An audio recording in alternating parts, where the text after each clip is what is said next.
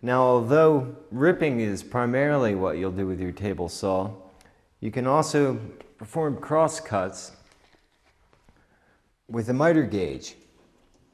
This saw has one it's stowed on board. And we remove our fence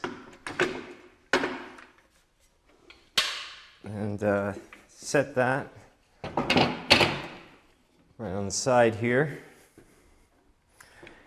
Your table saw will have grooves on it. There's aftermarket miter gauges that you can get that are pretty good quality.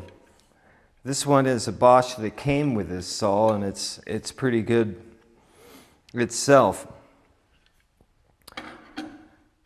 And this fits right in this slot here.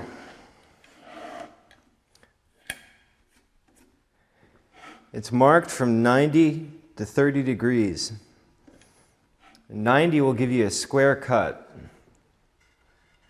So what we're going to do is we're going to square the end of this here,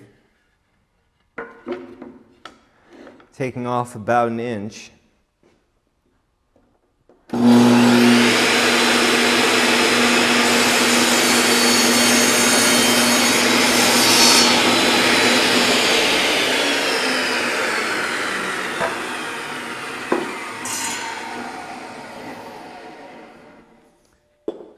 Now, if you had tried that against the fence, it would have tried to kick back and bound on you, and that can be a dangerous situation.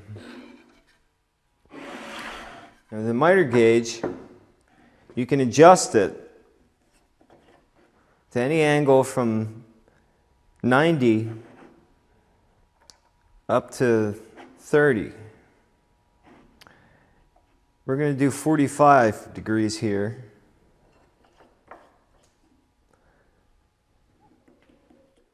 Our standard miter cut.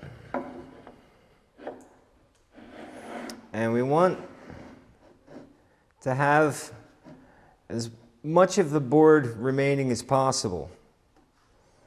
Well, one way to be sure is to take your board, line it up against the